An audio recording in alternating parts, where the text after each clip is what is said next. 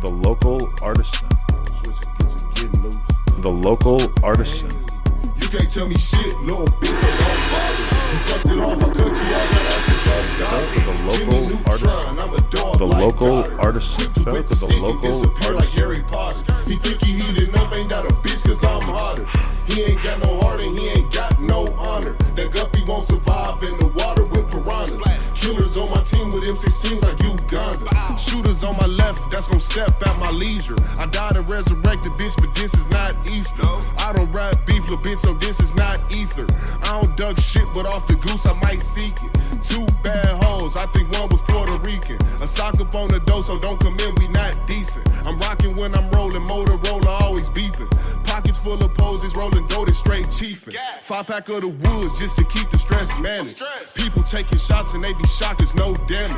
Tell all of the thoughts up on my jock, I don't have it. Can't argue with my bitch because she only speaking Spanish. I hit the switch and push the whip like it was in the way. You talking shit but ain't no shit, so you just in the way. I'm taking risks, I pray to God that I don't die today. The talk is cheap, I got the heat just like the young D-Wade. She thinking memes, I told the bitch that she don't know D-Wade. I thinking schemes and next routine gon' take a business day. She ride the dick and work her hips like it's for fitness aid. Plead the fifth and suck this dick, you ain't got shit to say. People run they lips so they trip like some acid. I can't fit into this fake world, I ain't plastic. Roll the backwood up and have them pissed, I ain't passing. Never had my dad, I'm just a saucy young bastard. You can't tell me shit, little bitch, so don't bother. You fucked it off, I cut you off, now that's a done dollar. Jimmy Neutron, I'm a dog like Goddard. Quick to whip the stick and disappear like Harry Potter. You think he heated up, ain't that a bitch, cause I'm hotter. He ain't got no heart and he ain't got no honor. That guppy won't survive in the water with piranhas. Killers on my team with M16s like Uganda.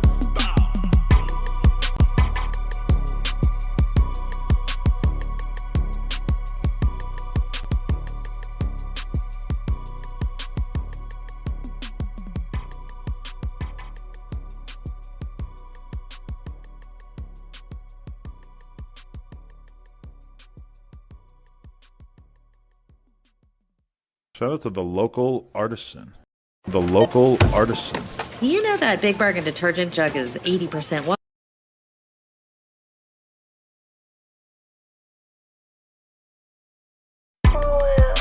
Stop playing with these niggas. Switch it, get loose. Flip the script, hey. You can't tell me shit, little bitch, so don't bother. You fucked it off, I cut you off, now that's a done dollar. Jimmy Neutron, I'm a dog like Goddard. Quick to whip the stick and disappear like Harry Potter. He think he heated up, ain't that a bitch, cause I'm hotter. He ain't got no heart and he ain't got no honor. That guppy won't survive in the water with piranhas. Killers on my team with M16s like Uganda. Shooters on my left, that's gon' step at my leisure. I died and resurrected, bitch, but this is not Easter. I don't rap beef, little bitch, so this is not ether. I don't duck shit, but off the goose, I might seek it. Two bad hoes, I think one was Puerto Rican. A sock up on the door, so don't come in, we not decent. I'm rocking when I'm rolling, Motorola always beeping. Pockets full of poses, rolling dough, straight chiefin'. 5-pack of the woods just to keep the stress managed. People taking shots and they be shocked, there's no damage. Tell all of the thoughts up on my jock, I don't have it. Can't argue with my bitch because she only speaking Spanish. I hit the switch and push the whip like it was in the way. You talking shit but ain't no shit, so you just in the way. I'm taking risks, I pray to God that I don't die today. The talk is cheap, I got the heat just like the young D-Wade. She thinking memes, I told the bitch that she don't know D-Wade. I thinking schemes and next routine gon' take a business day. She ride the dick and work her hips like it's for fitness aid. Plead the fifth and suck this dick, you ain't got shit to say. People run they lips so they trip like some acid. I can't fit into this fake world, I ain't plastic. Roll the backwood up and have them pissed, I ain't passing. Never had my dad, I'm just a saucy young bastard. You can't tell me shit, little bitch, so don't bother. You fucked it off, I cut you off, now that's a done dollar. Jimmy Neutron, I'm a dog like Goddard. Quick to whip the stick and disappear like Harry Potter. You think he heated up, ain't that a bitch, cause I'm hotter. He ain't got no heart and he ain't got no honor. That guppy won't survive in the water with piranhas. Killers on my team with M16s like Uganda.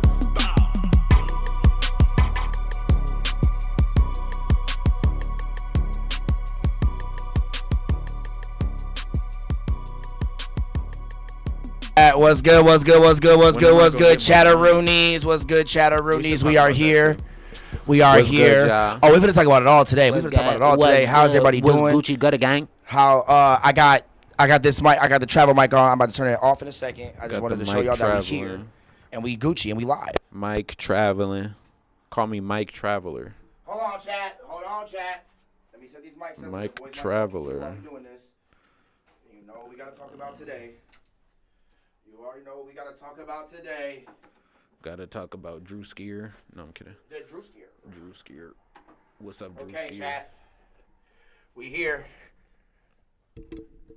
Shout out to the local artisan. Shout sir. out to The local artisan. Yes, sir. We here today, y'all. We here, chat. What's good? We here, chat.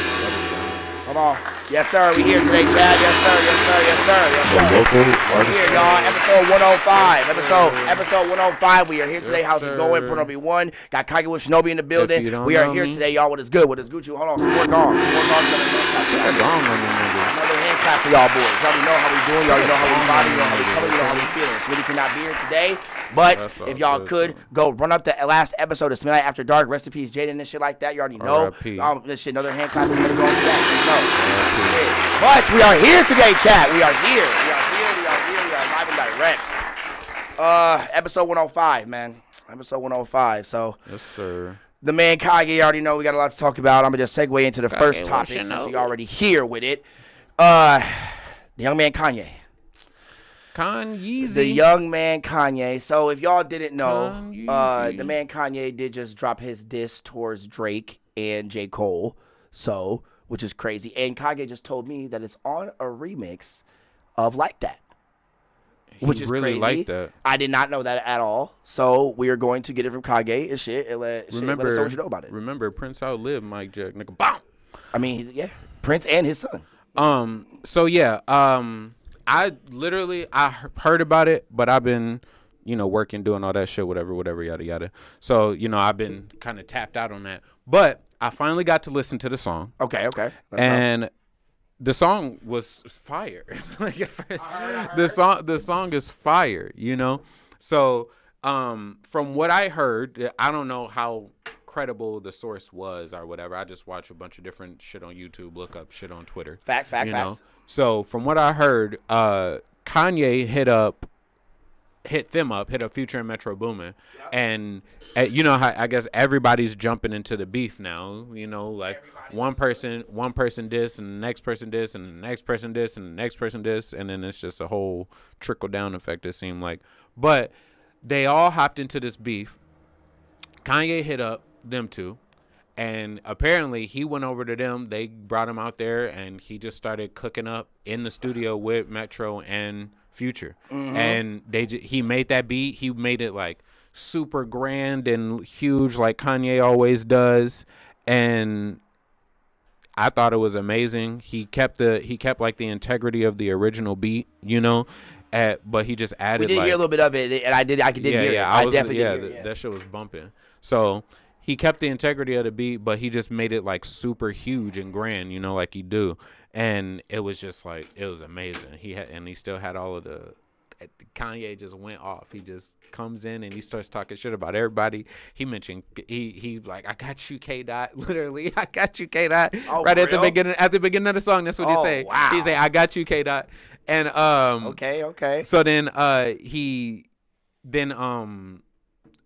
starts going off. Yeah, he starts going off, and he sings literally the whole first part, like the first like two verses of the song, like it's like a 32, some shit like that. So, but yeah, he goes off, and then Future comes in at the end, and he has like a little short verse that he goes off with. Oh, and he also kept him. Okay, I fuck with that too. He also kept Future on this shit too. That's fine, that's Future fine. was still on it, and then Metro Boomin, I'm sure was heavily. He shutting his ass up making drums. I'm sure he's heavily a part of the beat creation too, though. So, so then that was like Kanye hopped into the beef, and he got at J. Cole and Drake, and that shit was funny. He was saying a lot of shit. He said, I can't I can't even name a Drake lyric. I said, damn, wait, that's crazy. Because you can name a Drake lyric, but the fact that you had to say it, it's funny because I get it. I get the rebel the beef because we already, wait, hold on, chat, camera part. Okay, there we go. We did get Kanye coming at Drake already one time back in the day with the whole, like, people were talking about, like, the whole Kiki, do you love me shit. Yeah, saying that was Kim and all that stuff like that. So it's not out of the, this is definitely not out of the blue. I don't know why niggas on Twitter were thinking that this was out of the blue. Kanye been had smoke for Drake. That nigga, Kanye. Oh had yeah, smoke definitely, for Drake. definitely. It's just we've just been waiting.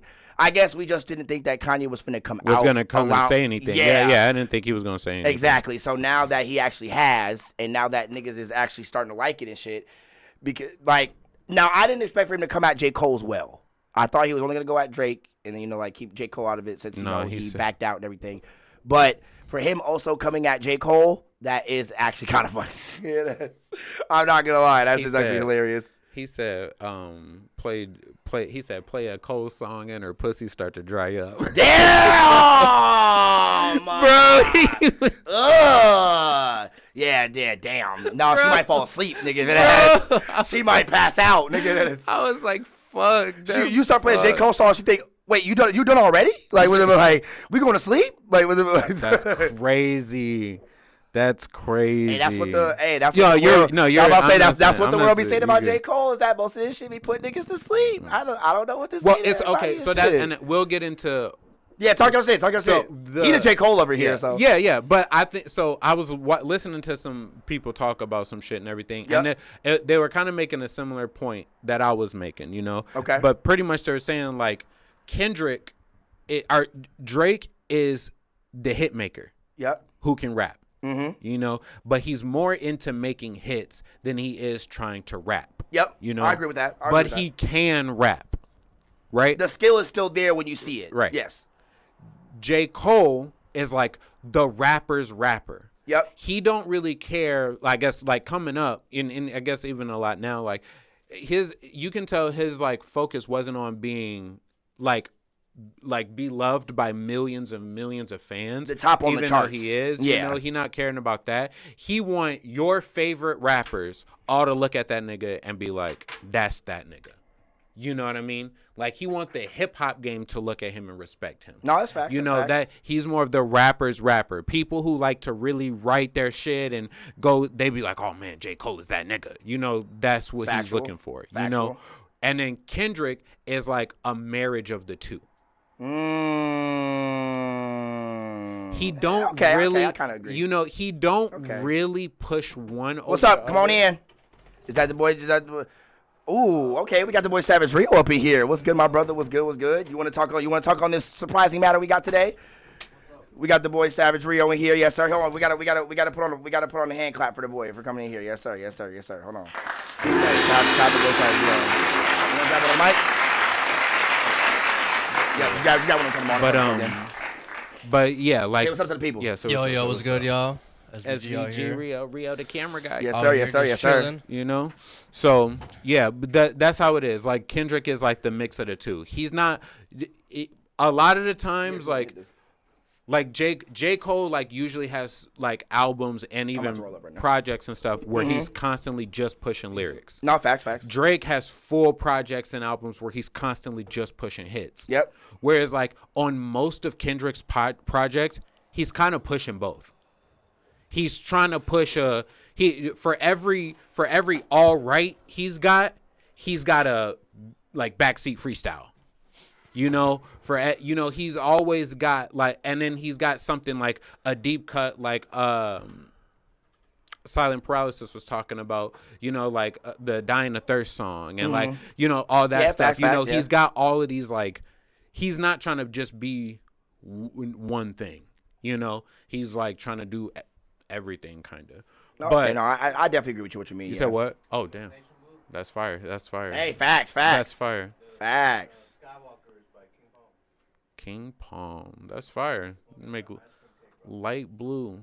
Ice facts, cream facts. Shout out Canna Distillery, man. Shout out Canna Distillery. We got some new products here on the table and shit like that. Yes, sir. Yes, sir. We got them all right here, all up in here. Check them out. Yeah, shout out the new sponsor. Shout out to Canna Distillery. The new official sponsor for the Local Artisan, y'all. Y'all already know. Yes. Yeah, hold on, wait. I gotta bring a gong to that. I gotta hit a gong to that. Big boy plays and hand claps. Yes, sir. Yes, Tuesdays. Shout out. Thanks, brothers. Local artists. Yes, sir. Thanks, brothers. Thank you, brother. Shout out to boy Jake. Yes, sir. Yes, sir. All right, no, but yeah, like, But yeah, so yeah, that's what you were pretty saying. much it. And then, I don't know if you wanted to play the song or not. The Kanye We can. one. We can let people hear real yeah, quick. we can listen to it. Okay. I'm about to say, real. I If you don't want to know. sit at the computer, you just got to use the other chair because that chair's gonna show up in the frame. What? Yeah. Yeah, you're gonna. If you do use it, you're just gonna have to like sit like. I don't know, man. I feel like the song is.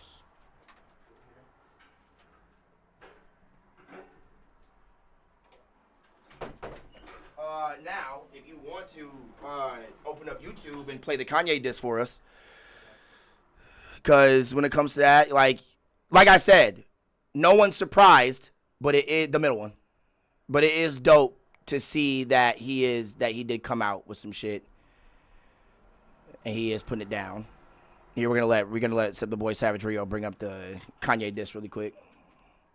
If you struggle finding So do I. You're gonna end up hearing me on camera. Hey, go subscribe to the personal YouTube. That first one? Is that what it is?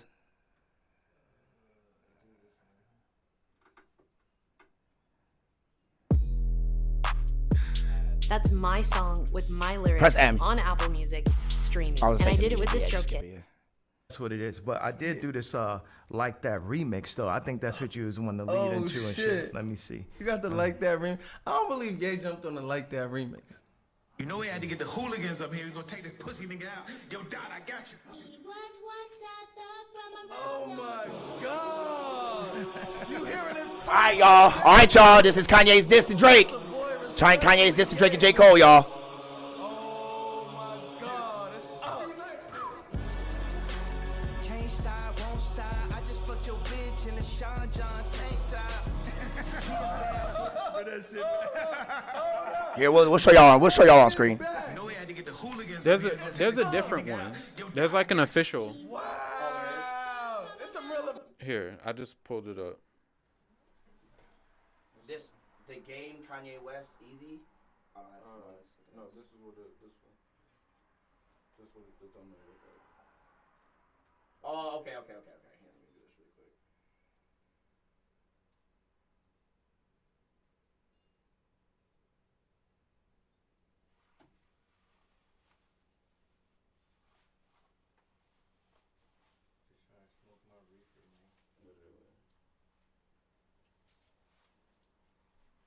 All right.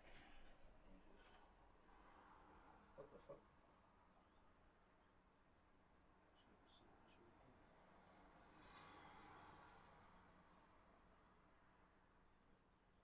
All right.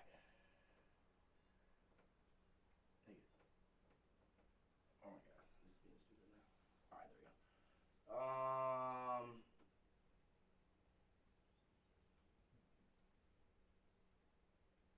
Type in like that remix.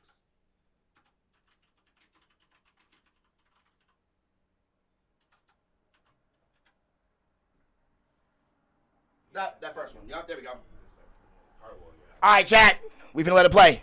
We got y'all right here, live on T.L.A. Send your music into 150 stores, all the major streaming services. You know we had Full to screen get it. the hooligans up here. We gonna take this pussy nigga out. Yo, Dot, I got you. All right, chat. Kanye diss. Let's hear it. Facts. Can't stop, won't stop. Okay. Hold on. Yeah. Treat a bad bitch like she average. I treat a bad bitch like a fat bitch. You wanna hear? I'll mute our mics really quick. When they get funny again, yeah, you see they tried to count me out. I like that. We just hit a number one. We right back. 500 down on the bottom, 500 up at the top. Titanium grills, call that smile on the rock. I done had everything that you ate. Oh, okay, chat. He going off right now. Drill two, I ain't gonna lie, it was chops. Hey, another one, volume one. Then it's 2 and 3. Vultures on repeat.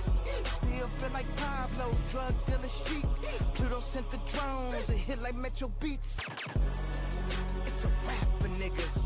Where's Lucien? Serve your master, nigga.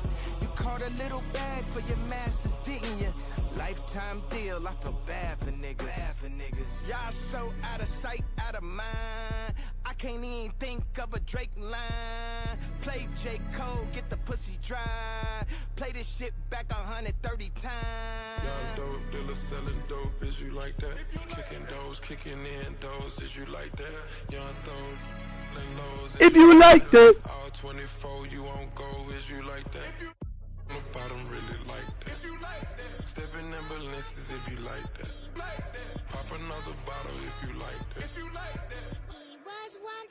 DJ Ferris. No AP, she got Pettit and Felice. Taking out to the moon, got Chanel on my feet. Banged it out like a goon, and she got me playing for keeps. G6 and strong, we take through the week. I can barely talk when I got me in my body. You don't have to say nothing, get money, you'll have it. Made it out the struggle, my hustle, I got it. Came out the mud, ain't no dirt on my product. Young, dealer selling, is you like that? Kicking doors, kicking in doors, is you like that? Young throw, selling lows, is you like that? All 24, you won't go, is you like that? On the bottom, really like that. Stepping in balances, if you like that. Pop another bottle, if you like that. DJ Ferris. From around the way.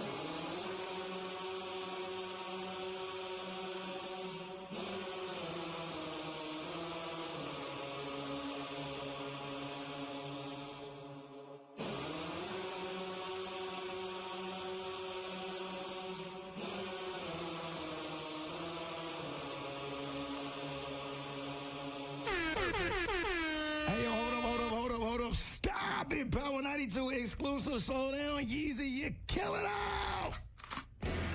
Yes, sir. Shout out John Monopoly Hustle Management, DJ Ferris. Where your shipping address types itself. Yeah. Was that John Monopoly, the nigga that came at Kai and asked? Yeah. Was that it though? That's the end of it. Oh, you can exit out of YouTube. You can exit out of YouTube now. But no, okay, all right. Here, I'll put this back on screen. Yes, sir. Yeah, okay, Kanye was going. Right. I ain't gonna lie, that was pretty nasty. Kanye was going crazy. Facts. So that beat since was Kanye so hard. has now replaced J. Cole's spot, basically. Kinda. You wouldn't say that he replaced J. Cole's spot? So I would say like, well, because J. Cole was on the other's team. Well, no, that's true. I would say like since he got kicked out and it was 3, but now it's 2, but now Kanye basically just opted himself in there. He put himself. Well, yeah, but so I would say, well, yeah. So he's kind of like one of the more bigger names in the beef now. But I mean, like Rick Ross is in it. Fuck that nigga. So I know. But in terms of like somebody to take J. Cole's spot, I think specifically they would have to be on Drake's side. Nobody is on it right now. It's Drake versus everybody, pretty much. You know what I mean? So okay. So. If somebody joins up on Drake's team or something like that, then I don't know who that could even be. I don't even know either. I do not know either. I just don't know. Like, I can't really think of a name when it comes to a big name. That's what I'm trying to think. Like fit somebody, with Drake right there. Somebody big. Like, what if Chris Brown get on that nigga? No, Chris Brown is against him. He beefing against him already. No, he beefing against Quavo. Chris Brown beefing with Quavo right now. He is beefing with Quavo. And that beef is fucking stupid. But I swear over a fucking female. But no, I swear. Nicki Minaj join up with Drake. Lil Wayne come back. Ooh, Lil Wayne. The student and the student, Lil Wayne. the sensei and the master and the students. Oh, okay. Oh my God.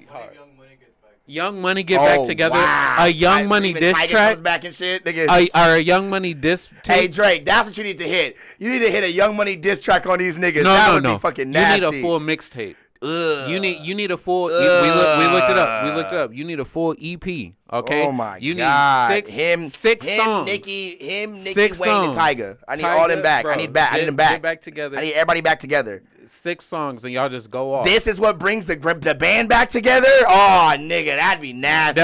They'll never stay. But yeah, it'll just be for 6 songs, just to prove that niggas on top. Nigga, literally, that would be crazy. About? And it honestly be perfect for Wayne to jump in now since Kanye did. Yep. Because they're like the same era of hip hop. Oh my God, Wayne would come out with the most nasty nigga. Oh my God.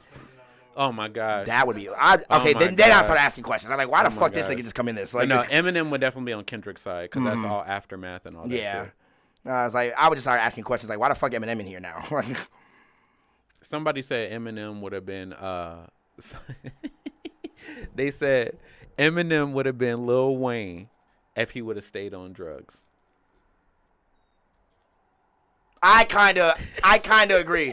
I'm not gonna lie, I kind of agree. So yeah. true. Holy shit. Yeah, that's fucking so fast. true. Because that's when we were getting. That's when we got the recovery. Yep, and recovery shit. and relapse. Bro, and we then got all all. of the shit That was after when the Slim Shady Bro. shit was still kind of going on, like like him being funny and witty and shit like that. Bro. I liked that Eminem. That was my favorite That Eminem. man- Oh, that shit. Witty, funny Eminem. That shit is probably was copyrighted, fire. but I don't, so I can't sing it. But that shit, bro, that nigga said some. That nigga had some fucking bars, like Eminem. Oh yeah. Oh my god, bro. He said, What? Bro. That's an awfully hot coffee pot. Nigga, that's. porridge. Wait, what was that? He said you got too many napkins. You got way too many napkins. napkins. That was off the fall off. Yeah. Yeah. He got talked on the news about that. Yeah. His first couple albums were fucking crazy. Just doing a bunch of Yeah, wild some- shit. This is what it is. Yeah. Niggas wasn't asking for it. Huh? Oh yeah. Oh yeah, definitely. That was my favorite era of Eminem. That's what everybody's talking about. Yeah. Yeah. When Dr. Dre all picked of him up, that yeah, shit, that was the yeah, era that yeah. everybody talking about. Yeah, he went crazy. You know what? Laughing at you know right? Laughing like that, bro. Like, come on. Mm-hmm. These voices, these voices, and when they talk, I follow. Nigga, they both smashed on that Bro, damn it was song. Going crazy. It was going crazy. He said, Dr. Dre, Mr. NWA, Mr. Oh yeah, That's what, yeah. Love the Just way you gonna lie. stand there and put me back. Yeah. Cinderella that's a long Man. song, yeah. Cinderella Man was fire. I ain't gonna lie, sir. Cinderella. I was working. Niggas who was working out playing football where went to school at. That's one of the only Eminem songs you heard in the gym was Cinderella Man because everybody started working out to that shit. I mean, Lose Yourself. That song. Yeah. No. Like the fucking like you only get one shot. Oh yeah. The song you're talking about is fucking Just Lose. Yeah, It. Just Lose It. Yeah. Mm-hmm. But yeah, The that puppet song shit, is hilarious too. No, the Yeah, puppet that shit, song my is favorite hilarious. one. I ain't never seen her ass like that. Yeah. The way they move it. Yeah. They made my nigga go. But I know. That's what do you mean? Me, see, I'm a human being. I have knees. I'm not. That shit was hot, bro. I am not resisting arrest. That was when I wish crazy. Eminem was doing that shit He still, was boy. going crazy. I'd get back at Eminem if he going was doing that shit. crazy. What was back to the that? Bachelor, at the Master, the Immaculate. What was that That one he Master, got the said? Master look like I'm done with that shit, bro. I'm good on that. He said,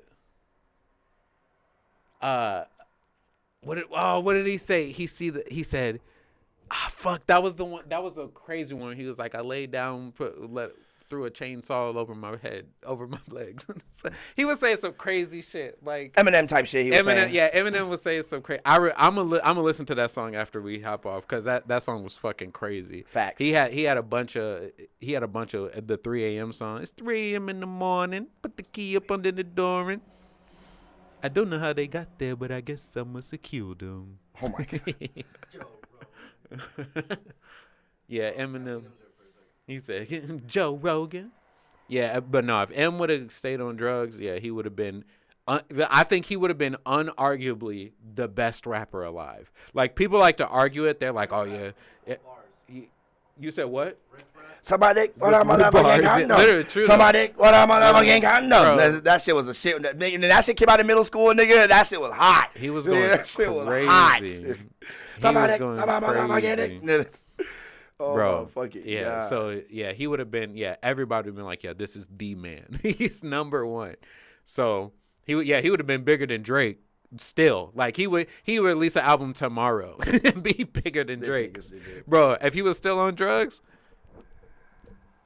but then we wouldn't have Eminem, get back on drugs. No, we wouldn't. If we Eminem, get back on drugs. That's crazy. Now, when you talk about Eminem, the rapper, like I get it, but like real talk, if it wasn't for Eminem, there's a lot of niggas that we wouldn't have. Like Tyler, the Creator's one of them, too. creating Shady Aftermath, facts. what like off Fucking of Dre, facts. that was one of the biggest moves in hip hop history. Like that set the road and paved the way for a lot of niggas. All the Detroit niggas and shit like that really got put on and shit like that. Eminem was a part of a lot of that shit. Like a lot of that shit. So like D12 and fucking Royce. That's facts. All of them niggas. Like Eminem was responsible for a lot of that shit. And they tell you that. You know, even Joe Budden. Like, nah, that's true. You ain't wrong. When it comes to what Eminem has put out there for the most entirety of his career, even though I don't personally like him now for the disrespecting he did for most people that just showed him love throughout their whole career, aka Earl Sweatshirt and Tyler the Creator. But I will never take away this nigga's music ability because that nigga's music ability is motherfucking phenomenal. He's one of the white boys that you could say that definitely proved themselves inside of hip hop and definitely made it known that they got it. I can definitely say that. I mean, there's not too many of them. But, facts. But Speaking of Earl Sweatshirt, Tyler brought him on at Coachella. I saw that. Yup. He also brought Nice. Childish Gambino out too. Did he? Yep.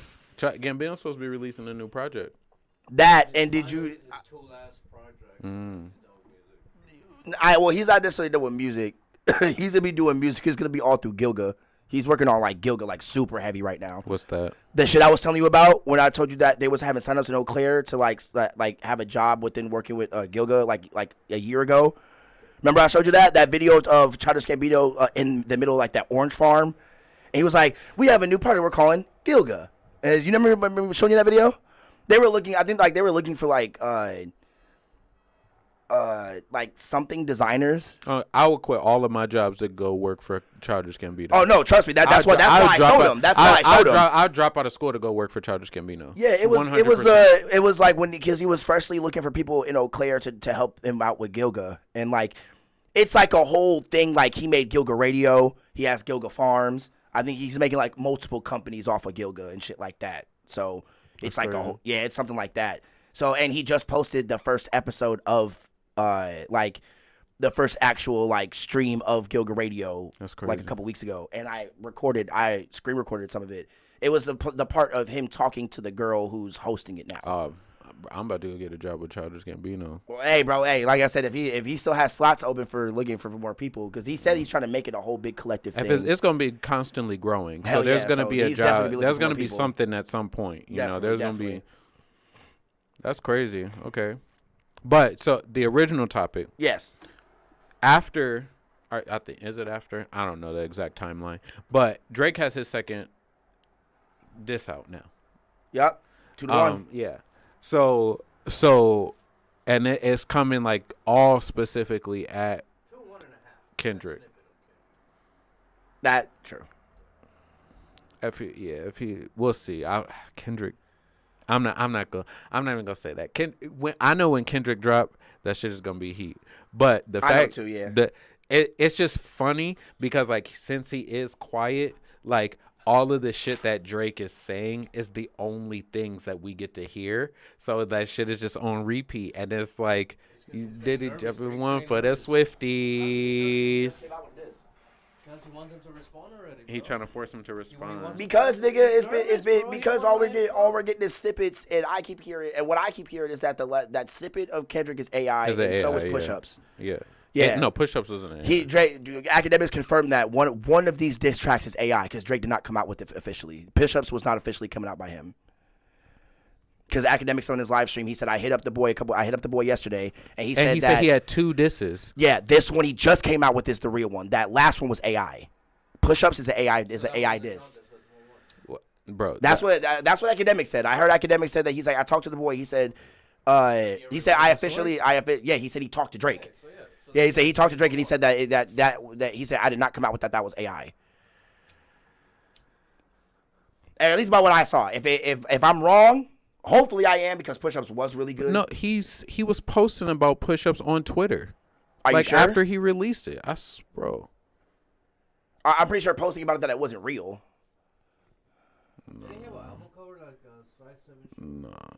No, it was the picture the push-ups was a picture of Michael Jackson and Prince.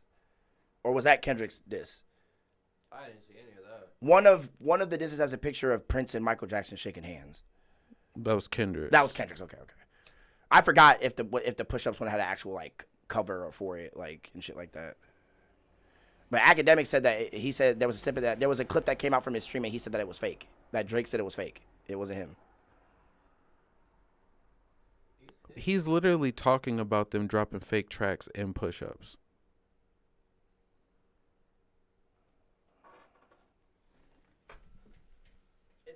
Because I swear I saw a video of the dude who actually made push-ups making a video on how he made it. It was some dreadhead, some like long dreadheaded nigga.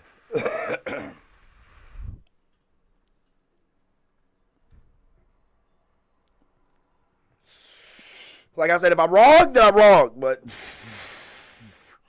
I'm pretty sure Academics came out and said that that Drake officially said that was fake.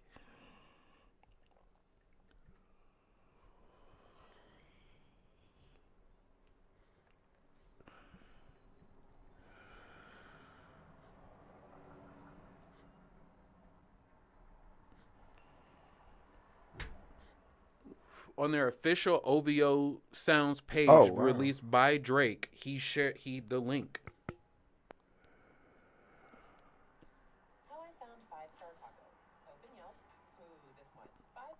Hold on, chat. Let me see.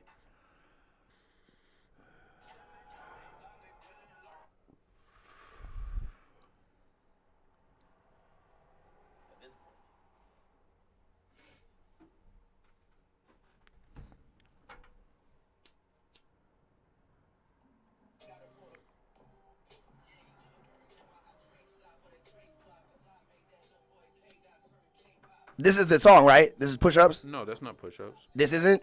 Oh, okay. Then I guess this was the one that we all heard that was that fake AI. That K-pop, that K-Dot turn K-pop shit, I guess that was fake. If that was on push-ups, then I guess I'm talking about something else. Push-ups is the drop and give me 50. Oh, okay. Then yeah, I guess the one I was just playing on that act was just playing, that one was fake. Yeah, that K-Dot turn K-pop shit, that was fake, yeah.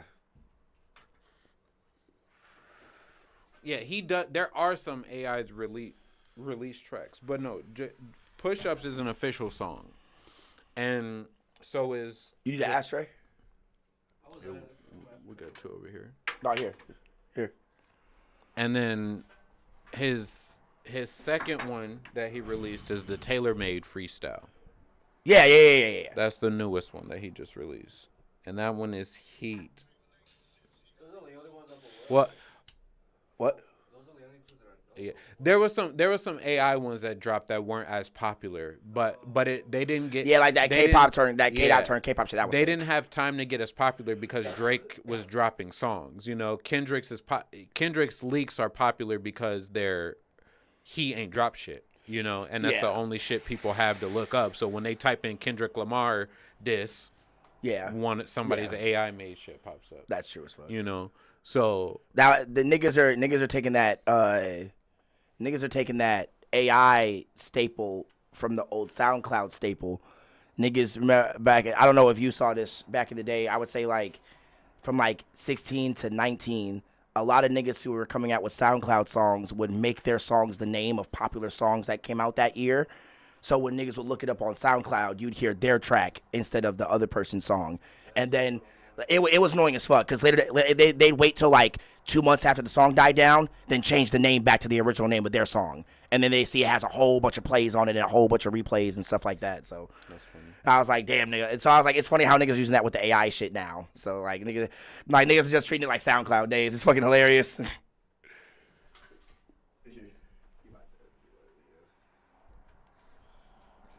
But like, it's just funny to see that shit. Cause I mean, it's working, I guess. Cause niggas definitely had me fooled when I heard that shit. I was like, damn. Then Drake coming at that. However you get it, look, don't hate the player, hate the game. Let them. They gonna do it how they do it. Get it how you live, my niggas. So how did you guys feel about Drake's second diss, the tailor-made freestyle, where he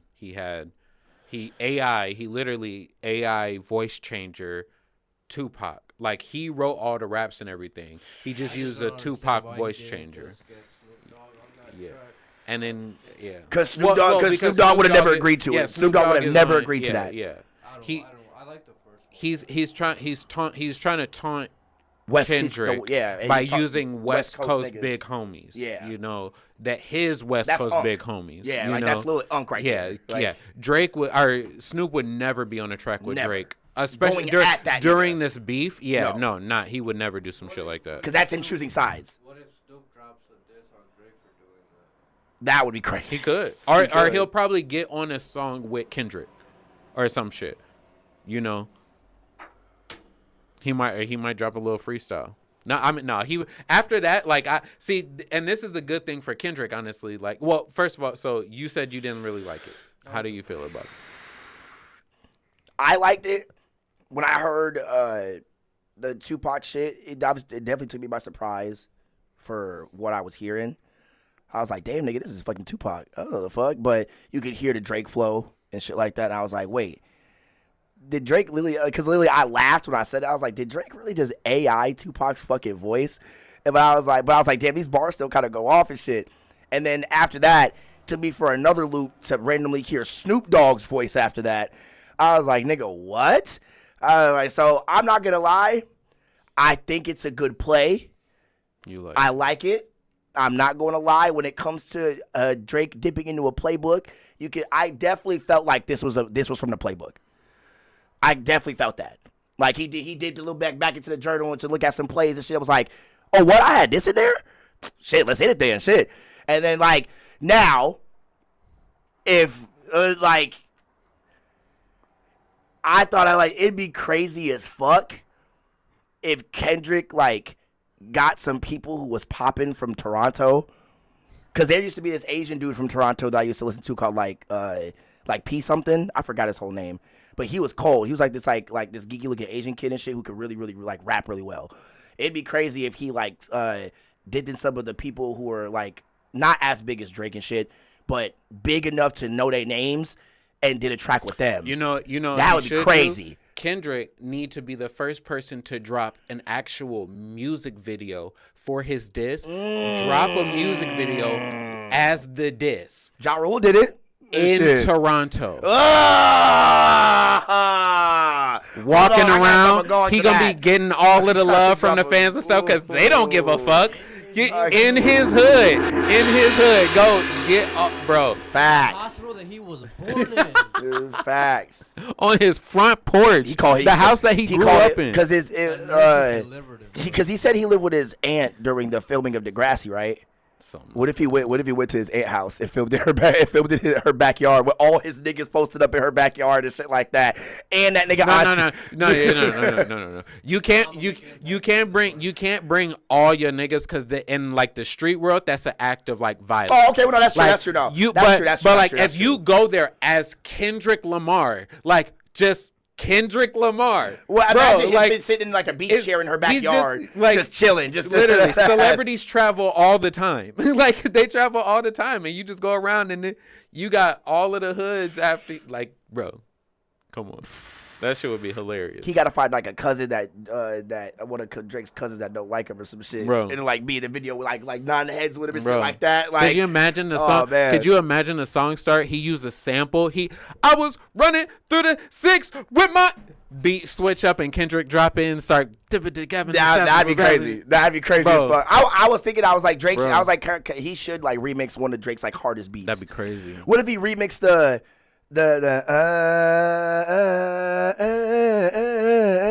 beat I forgot what fucking song that was, but that would have been that'd be a hard ass beat for fucking Kendrick to get on and shit like that to come at that nigga. He should mix all of his beats. He should do a whole mixtape and just Kendrick remix is beats. the king of beat switch ups. So he need to do what Joyner Lucas did. He needs a 7-minute drill that nigga for real. 7 minutes. A 7-minute song of beat switch ups. 7 minutes. Hey, I mean, he ain't wrong. That would be cold. I ain't gonna lie. That'd be cold as fuck. The reason he taking so long is because he's writing a mixtape on all of Drake's beats. Okay. Is that good in a beef? If you know what? all right, I'm gonna go remix all of your hits. All of your hits. I don't care if I make a single dollar from this. I'm about to go make all of your songs better. You think we need you? You think we need you? Because that's what Drake is saying. Drake's saying y'all need me. Without me, I blew Future up. All of his hit songs got me on them. Like Metro, shut up. Fuck, literally. Kendrick, your first top record had me on it. Like, he telling everybody, y'all need me. Without me, what are y'all gonna do? Okay? Imagine if I left the game. Like. Okay, I guess I'm thinking of. He said, okay, nigga. I guess I'm thinking of the pound cake, but I'm thinking of Paris Martin. You know how it goes pound cake first, and that beat, the second beat comes in. Paris Martin. If he remixed Paris Martin, that shit would go crazy. That beat goes so fucking hard, and that's low key one of because that song Nothing Was the Same. That is one of Drake's like hardest rapping songs on that bitch. Like when he actually like spits some real shit. You know what's funny about said, that? I'm the big homie. They still trying to lowball me, dog. Oh, bro, if somebody gets Pusha T to hop in on this Pusha and Kendrick. It's gonna get personal. It's gonna get personal. No, like, they already Pusha have a song T, together too, which is crazy. Kendrick and Pusha, and that trouble on my mind. I still smell crime. I like, bro. And if they what if they remix that song and then have that beat for Drake? Because if niggas don't remember that beat was like trouble on my mind was crazy. It was the beat because the beat was like simple. But it was so for how simple sounding that beat was and how they killed that shit. That, oh my God, bro. They need to come back with something like that. Bro. That's what needs to, they need to definitely come back with something like that. Because if they do, I'm telling you right now, Drake is definitely going to try to come at y'all heads if y'all try to hit him with some bar shit like that. Some real West Coast. Like he said, like what Drake said, you better come with some triple entendre, quadruple entendre shit. Because niggas is ready, nigga. He said, I know, I bet. He said he in the studio with the Justice League digging some shit, nigga. No, he in that, what's the name? No, he said, Penthouse. He said he in that Penthouse, which was another diss. I don't know any of this shit to be true. I don't know. But apparently it's public record that Kendrick Lamar bought like a $1.8 million penthouse. Yeah. Mm-hmm. And that's where he lives now. Yeah. Because he's having marital issues. And that's why Drake put that in the song. Yeah. That's why he was like, yeah, I bet you in that he up in that penthouse right now writing that, which is crazy. The song I'm thinking of is my bad. I forgot to put you on camera the whole time. All right, y'all. All right, Savage, you're out of here, y'all. Bet. You too. This beat. Got you. If they came back and ripped this bitch again. That's nostalgia. Yeah, but that beat is. Yeah, I don't know if that's that's a sample. It's a Jay-Z kind. Well, I can't think of the fucking song. It's that Jay-Z song. Na na na na na na na na. Hey hey hey. You singing what? No, there's I promise you that Jay-Z has a song where he starts the song like that, and it does that. It's that. That horn in the beginning, that's what it does. He na na na na, and the horn goes off, and then the beat go, and then he says hey hey hey goodbye, and then the beat drops like. Yeah, I know what song you're talking about too. I can't think of it. Damn, I can't think but of that's it either. where I haven't heard the whole song, but that's where that sample is from. Okay. That makes sense. But yeah, so they could do some crazy shit. Really, they could have a bunch of crazy like people who would be featured in shit or whatever Kendrick is gonna come out with. But so my personal opinion on Drake's song. Yeah, let me know. So this is what I was trying to say. I think it's perfect that you brought up the song that you brought up, Pound Cake or whatever, because I think Pound Cake, like you said, was one of Drake's best verses. That appears, him on those two songs. Well, I kind of wrote this one song since the whole song. That's the whole track. Song. I'm not. That Paris Martin, my nigga, it fucking goes Like crazy. 3005 also has a song at the end of it. You know, like with that song too. That song separately on that album is fucking amazing. Right. You know, but like when I think of 3005, I think of the whole thing. Yeah. Like literally. Yo, but that was one of Childish Gambino's best albums. So, but to me, this is what I say. Drake is like, to me, Drake reminds me of the Jay-Z of our era. And just in the way that he raps, like in the things that he raps about. Like, I don't think he's bad. The same way I don't think Jay-Z's a bad rapper. Mm-hmm. But I just don't like listening to a lot of Jay-Z songs. Same. Like I also don't do want to play them back. I don't want, like, some of them he has some great songs, you know, like fucking like Dirt Off Your Shoulders, you know, that one's always just good to listen to. Some of the shit he does with Beyonce, like Crazy in Love and shit like that, like some old school shit that he was putting out. Like, I fuck with that. But a lot of his new shit I don't really listen to. Story of OJ, that's like the most recent song of his that I listen to. But like, it's like the only recent song of his that I listen to. Every other song that I listen to is 10, 15 years old, you know? And that's kind of how I feel about Drake. Like, Drake raps very well, and he is in the big three based on his sales, and like, and I don't think there's a lot of niggas who really can fuck with Drake when Drake is really trying to spit, you know? So, but like, he's just like, to me, like, my own biased opinion. I know. He's just like, he's like the best mid rapper ever. Like, of all of the mid rappers, Drake is number one. He is number one. That is crazy. He's number one. Oh my! And this song, that's crazy. This song proves it, because this song is the most mid diss track. Wow! What? That is it. Nah, no. First of all, it ain't mid. It's mid. I definitely would not say that shit's mid. It's mid. Now, I would say because then I would add into the thing.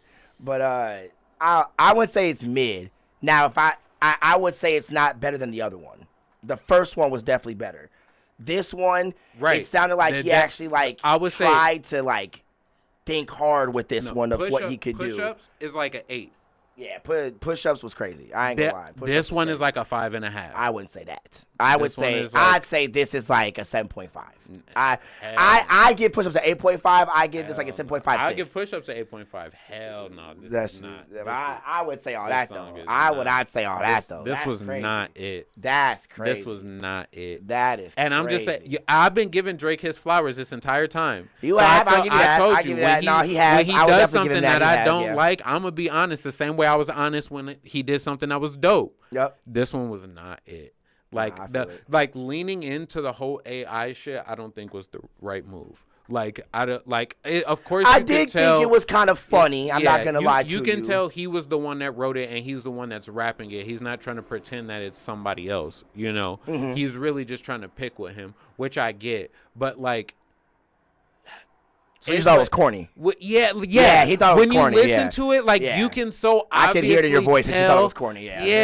You can obviously tell that it's Drake rapping like Tupac, and it's not good. You can hear the flow. And it just sounds like I thought it was fire. I like Drake's flow. I'm not gonna lie. When it come to Drake flow and cadence and how he rap, I like it. But it was kind of funny, It was kind of funny hearing him and Snoop Dogg, As Drake, that makes sense. I like agree Drake's with him on that. With Drake's cadence and Drake's flow and Drake's style. Not as Tupac. I'll give him a guard to that one. It was kind of funny to hear that shit. Not as Snoop Dogg. Not like... It was kind of awkward hearing it, like knowing that these two niggas don't rap anything like that, and just hearing them hit a Drake flow. I was like, wait, like it's hot, but what the fuck? And it's that's my problem with it. Like I was kind of confused as a rapper. Like when you go in, like a lot of people tell you when they start rapping and shit like that. A lot of the things that they do is they literally rap, and then they take the other person's flow. Like the way they got started rapping, like my favorite rapper when I first started getting into writing was Gambino. Yep, he was the I feel person you I on was that. listening to most when I started writing songs and shit.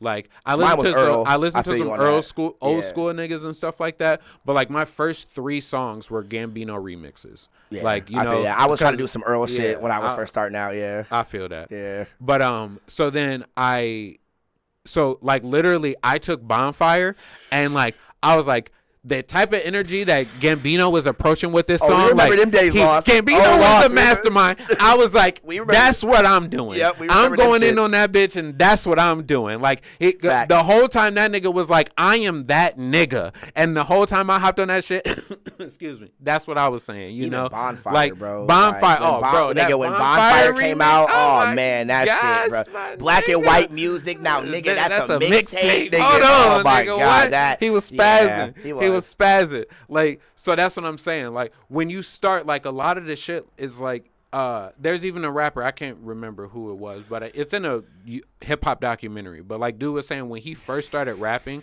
he literally just took Method Man songs. Yeah. And he literally like word or flow for flow, like every bar, the way that Method Man flowed, he flowed exactly like him. Wrote his own shit, but flowed exactly like Method Man. You know, and there's a lot of rappers who do that. So what I'm saying is, like, if he was gonna bring it back to Tupac, I feel like he should. It would the Tupac flow. He Yeah, should have I rapped get like you. Tupac. Yeah, I and definitely then agree with you on that, yeah. Then with the voice changer, that's what it do. Because when you make, how many niggas done do this? You freestyle and y'all get to rapping, and then somebody turn into Lil Wayne in the middle of the mix in a freestyle. Then since that nigga turned into Lil Wayne, somebody else done turned into Future now. Then somebody else done turned into Rick Ross. Then somebody else done turned into Lil why can't I think of his name? It's been so long. Lil Jon. Somebody always, somebody got to turn. But when you do it, you're trying to be, we baby, I ain't talking about the shit. You're trying Same to thing be, with the Migos. you're trying to float. The Migos, same thing you with the float Migos. like them. Like, exactly. That's the point. Facts. You know? Yeah, but like, so that would have, to me, that would have shown me like his real rap ability. The fact that he can do, he just did the same flow essentially he did the same flow the entire song. He did his flow on on Tupac's. He did the same his thing flow on with Snoop Dogg and then his flow on his verse. Yeah. Like, and his verse was the hardest part of the song. It was. But like and that's why I say it's mid, because when they got to his verse, it I got understand better. what you mean. But I like the understand what you mean whole by that. first 2/3 of the song were not good. Like, I definitely it was get not what you good. mean. I didn't fuck Because with it. that's why I was saying. That's why I said when it came to me hearing both of those parts, I was like, I got it. I understood why it's in here, but I still was like, I mean, I didn't need it to hear him. Like, I didn't really care to hear Tupac and Snoop Dogg in this. If Drake would have just did three bars, like 3-4 whole You know what it verses, remind me I of? would've did As somebody about to catch a stray right now, and I'm sorry, Oh, but you Jesus, here we but go, you going here back we to go. you going back to trying to become relevant, and you know I gotta Here we hate go. I gotta hate whenever I see it. It kind of reminded me of when Logic did that remix on the West Side Rappers with Ice Cube. You remember that? Yeah. You remember that? I know exactly what the fuck you That's mean. what it felt like. I don't want to. That's what it felt like. It felt like he wasn't tapped in. It felt like he wasn't tuned in to what was going on. He wasn't tuned in. It didn't sound right. It just didn't sound right. The funny part about this chat. It just didn't sound right. Like, man. And that's my like thing. I said, that's something we can do without. I don't think Logic is a bad rapper. I think the choices I think the things he chooses to rap about are terrible. But he is a good rapper. Yep. He just chooses the wrong subject matter. And that's what me and my uncle was talking about, me and my homie. He talk, Logic is like the opposite of Nas. Because Nas has great lyricism. Yep. Terrible beat choices. He chooses the worst beats. Like, you know, his topics and all that shit is like great. Logic, great MC, has terrible subject matter, but amazing beats. Yep. Even when he remixed that Paramore song, nigga. You know where I been on. You know where I be at. That men lie, women lie. Numbers don't I see that. With his first 2 albums in the mixtape, that shit was great. Young Sinatra, nigga. Young Sinatra, the Bobby series and all that shit. Those shits were Logic, key. bring back that nigga. Yes. Bring back that nigga. Go back to rapping. Oh, my God. Go back to Hungry Logic. And yet, actually spit some Even shit. gang-related Logic was fire. Just because y'all niggas rap fast does not make you good. You need to go back to smoking in the basement with your hood niggas in your mama basement. Move back to your mama house. Invite your old hood nigga friends that used to sell coke to your dad with, and rap like that again. Because we need that. I'm sorry to say all this shit because I know that sounds fucked up, but you need to bring that shit back. Literally, develop yourself. Come on, man. Right? Like Joyner Lucas is a fast rapper. But he's always rapping about something. I have another every bar that he said every bar that he spit, and go read that nigga's lyrics. Every bar that he's saying connects to the whole verse. It's all coherent. I feel like Will. Bro, every single thing he says is a fucking story. Even when he's just on a beat talking shit, everything that nigga writes is a story. Every single thing. So like don't tell me it's not possible because Joyner Lucas is doing it. There's other niggas who are doing it. So I'm sick of Eminem used to do that shit. Like, so it's very, very possible. Especially for a nigga at Logic's level, you can do that shit. So you need to stop slacking. So I have a stray for somebody else, but I'm gonna bring up another person. I hope it's who I think. What about Token? Because Token to me was a person who can rap. Token. He had a decent flow. He had a very good he stapled down that, like, I know it sounds weird for me saying this, that white boy flow. Yeah. When they start to rap fast and they do all that shit. Yeah, but he started declining with the bars. It's overplayed. Yeah, he started declining with the. To me, in that also, when you rap fast like that, I feel like you have to fit a lot of logical shit into your raps. It's gotta make sense. So when you do that for so long, I feel like you start to outthink yourself. You start not sounding as prolific as you was when you started doing this shit. Because you're not saying shit. Because you used up everything. Literally. You literally wringed yourself dry of that lyrical wand you had. And because you had to keep using it so much. They're not writing as much. Yeah. They're doing a lot of freestyles. They're probably on the road doing a lot of different shit, pop-ups and all that stuff. Like that shit with Tech 9 he did, bro. So they getting a lot of that. Like, but that's Tech 9. Fucking UBI and Godimus. Fucking every single nigga in Strange Music. Oh my God, all 47 of them. Yes. They all can write amazing lyrics. And they all can rap the speed of a bullet. Yeah. Like, so it's so possible. And the fact that Logic be working with all these niggas and Token be working with all these niggas and y'all just not there. Like that's why. Like, I'm not saying you can't get there. Well, no. Logic, I don't know, but Logic, you pushing 90 or some shit like that. I don't know how old you are, but like your black is cracking. Oh my God, I'm just saying, it's not showing. It's like it's kind of faded. Your black is. Like, okay, now Logic. Now, if you ever see this, my brother, if you ever end up seeing this episode, just know we love you, my bro. Bro, we love you. We've been listening to you since middle school, nigga. Like, and I'm not even playing about that. Well, like, I was in high school. Well, yeah, he was like a year or two in the high school. My last 2 years in middle school, I got into the wave. All the Young Sinatra shit out, bro. Like that was even when the time that he got the slot on for the freshman ciphers, I thought that he spit one of the coldest nigga, and he had some. Yeah, that was 2012. It was crazy because he had some of the most prolific niggas during that time. The other nigga who I said was gonna catch another stray, right? Token. No, I said that was a different. Oh. The person who originally was gonna catch this stray was Joey Badass. To me.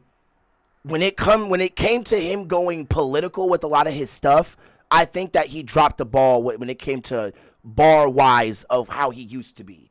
Now, I understand, niggas always bring up that, well, we different from how we used to be, bro. Like, we ain't making music like how we used to be that back then, bro. It's different. We making new music now. I get it. I fucking get it. Because I say the same thing about Vic Mensa. I love Vic Mensa's old shit. I'm glad you said it. Yeah. Trust me, I love Vic Mensa. I love Chance. I love All Save Money. I love all them niggas. Even Tokyo, I love all them niggas. But when it comes to how y'all making music now, it sounds good, But when it comes to how much y'all used to have the bars back in the day with y'all shit, it just sounds straight up. It sounds like y'all dropped the ball. It sounds like you're missing the element of hip hop, like that. I'm missing something. Yeah, that hardcore part of it. Not saying that all hip hop has to be you're a menacing but like it's like that's what y'all came up on. It's like when you have when you hear certain tones and shit like that go together, you know, this is Christmas music. Yep. This is music from an ice cream truck. This is elevator music. Yep. And it's like y'all trying to make Christmas music or fucking ice cream music popping.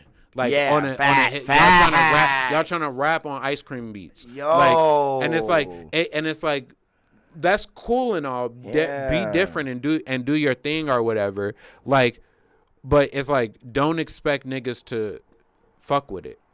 Don't get mad at people who don't fuck with it anymore, even though they used to fuck with your old shit and now they're not buying your new shit. Like, if you don't care, then you don't care, do you? Like, you know, that don't matter. Yeah, this is your art at the end of the day. Exactly. No one's gonna force you. But you don't gotta stop doing whatever. But I'm not going to listen to it. I used to listen to Vic Mensa a lot too, you know. The Internet Tape is one of my favorite mixtapes of all time. I used to listen to a lot of Chance shit and stuff, but I don't Back to School Pack, literally 10 Day, literally Acid Rap, but all the solo songs he did, singles he did. That newest album though that everybody hated, I'd never even listened. The Big Day. So I'm not gonna lie. The one thing I will give Chance that I liked from from around the time that he started is that he always kept with that gospelness inside of him rapping.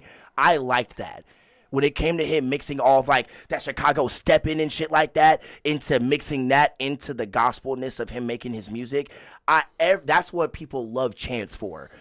And I also like, I'm not even gonna lie, and to me, Chance kept, not when it came to the shit he tried to get popping, when it came to him featuring on people's stuff and him actually saying that this is a song I actually took down the time to write and perfect. Because I heard some new shit he came out with he's now a co-owner of a venue out in Chicago now, which we need to go to. Us as T.L.A, because I told Smitty about it, and I told him where he was at. He's like, oh, that shit ain't that far from where niggas used to be going to. And I'm like, all right, bet. So he's like, yeah, niggas just trying to pull up there one of these days, either like, if I can hit up somebody for us to do a pod in there or something like that, or like, if niggas can do a T.L.A show in there, that Kage. That's fair. Yeah, we could go crazy. Holy See, shit, I just feel like God. Chance should have did one more like acid rap type of project or something like that. Yeah, and then drop the Big Day. Like, and honestly, like he should have dropped the Big Day as like a movie in a way. Like if he would have made it the whole, like made it like an hour long, but it could have been like individual videos, you know, or whatever. I definitely get and you then mean, he dropped the songs and literally the whole thing. Made short film around it or something like that too. He wouldn't even have to do that much.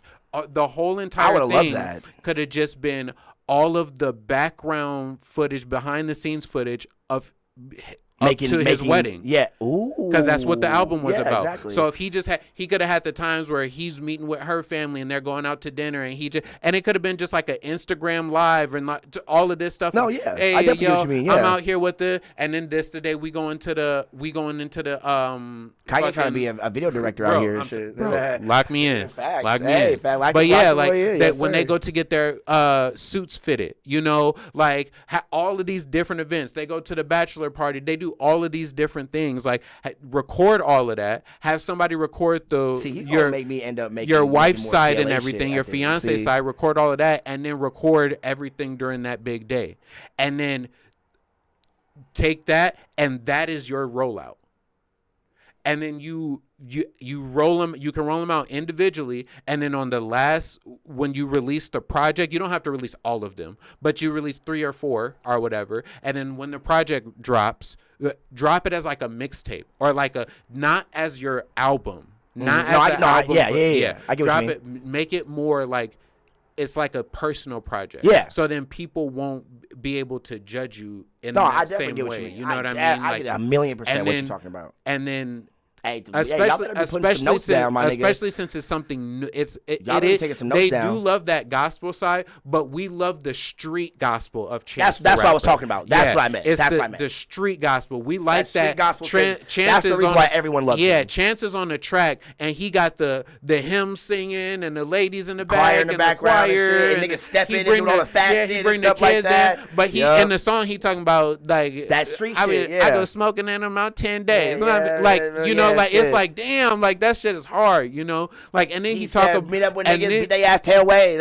Yeah, shit like that. And then he mixing like the love song. Then he mixing the song about his mama. Then he mixing the song with his family. Then he mixing. That's why I like nostalgia so much. It was was like the a slow story shit and the street. Yeah. Like I like the song Nostalgia on 10 Day. I like that he gave us the kid side of him, that slow like bedtime kid side of him, but then also gave us that hard street shit still. Yeah. He was still a young rambunctious kid during that time and shit like that. And it's good to see him grow up on a project like The Big Day, you know. But if he would have released it as like a mixtape, short film type shit, it would have been like a. It would have been like Drake, it would have been like Drake's Might Delete Later. Yeah, it would have just been like kind of like J. Cole. It would I'm tripping. It would have been like a B-side project. So people who are like real hardcore fans can go back, and then that'll help build your image as well. Like people get to tune into you and see you be the loving family man, and you can really write music about your real life. So then people can connect to that. So then when you come out and you drop your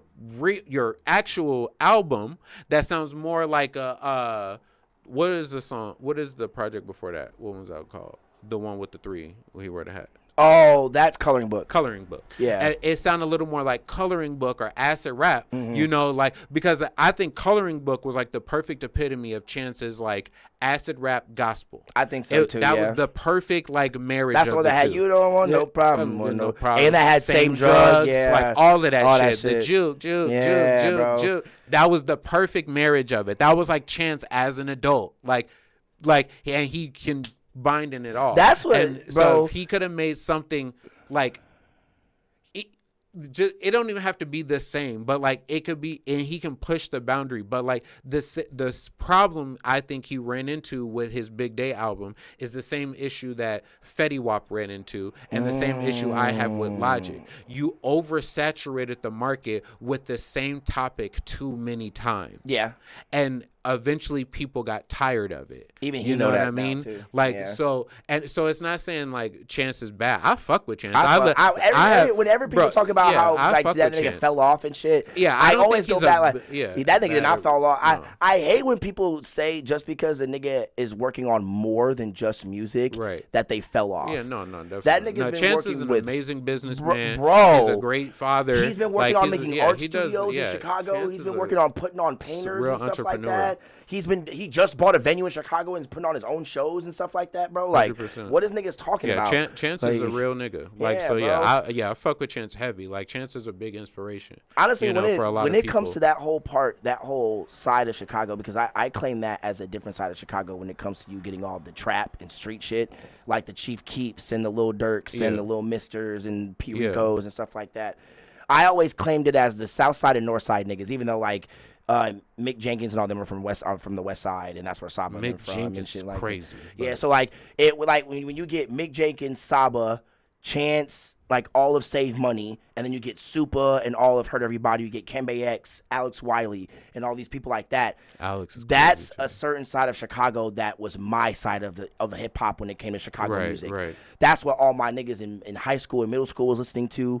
Like all like Hurt Everybody was such a big group when because they would always come up to Madison and do shows and shit like that.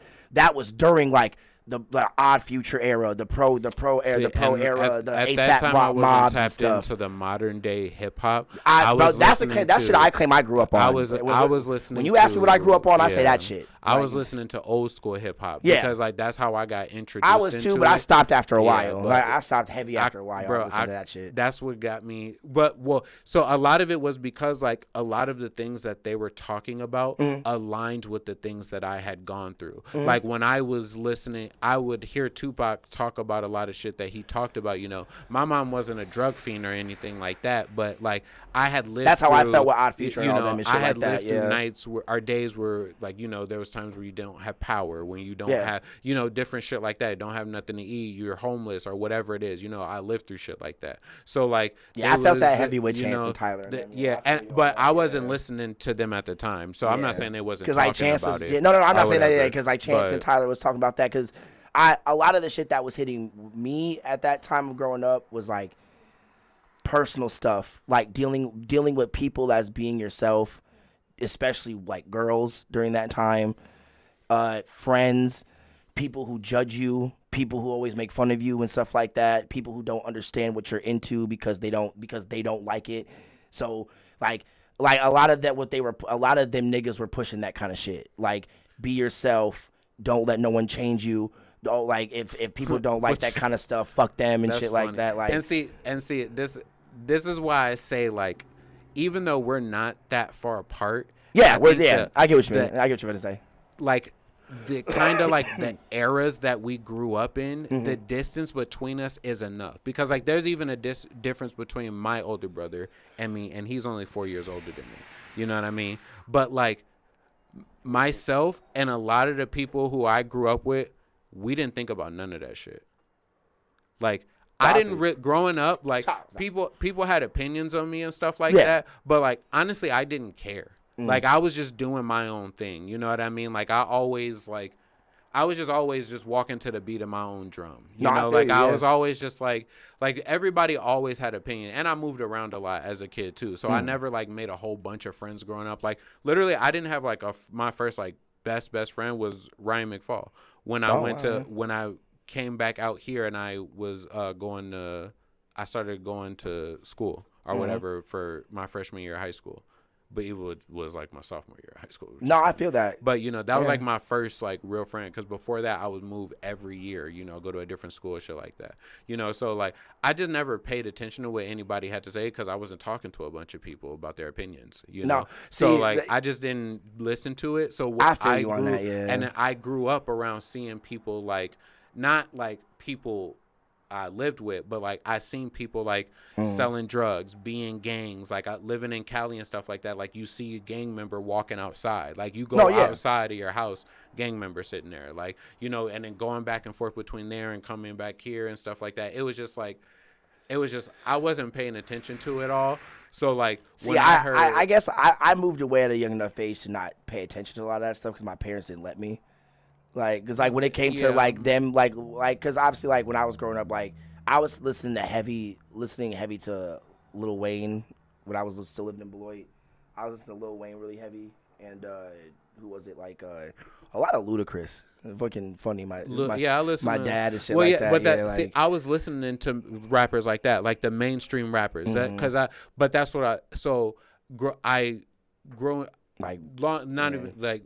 I just, as I got older, like when I was in like, from like 12 especially to like 18, 19, literally I was either living out here or somewhere else, but every summer I was going back to Cali.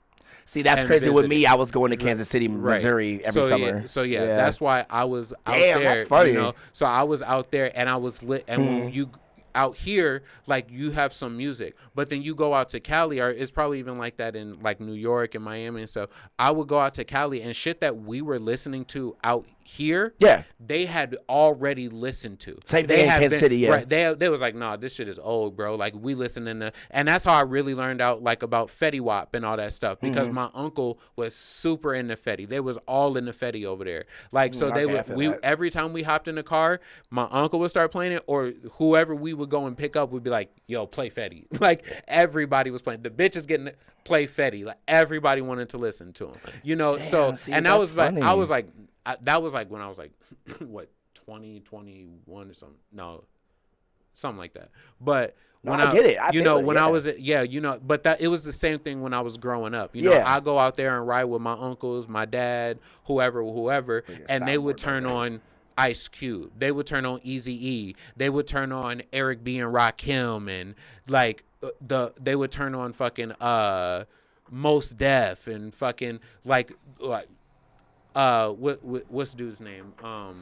Snoop, like old Snoop, but like Heavy D, like they're turning on like all of the old school. So this is who I riding around. We listening, literally drinking, rolling down the street, and like we would bump those songs every year that I went out there. No, yeah, every I get that. single year, you know. No, yeah. So then like we start like every time. Damn, I go out our there, music upbringing they're definitely only was different then. Yeah, you know, they only listening to the new Snoop Dogg song. So when I come back home, like I hear like some of the shit that's going on, but I'm checking for the new Snoop song. I'm checking for the new Ice Cube album. I'm checking for the Games album. I'm looking for, you know, and then they also had a big love for, even though, like this was after the beef now, but they had a big love for New York rappers too, you know. So like now I'm checking for 50 Cent because that's when he started getting popping. And G Unit, I'm listening to Lloyd Banks, Busta Rhymes, you know, all of the New York rappers. And then the main Chicago rappers that I was listening to were also older niggas, like Twista and all them Kanye shit, like, West, like Nas, like or not Nas, Mos Def, Mos like Def, all of them, like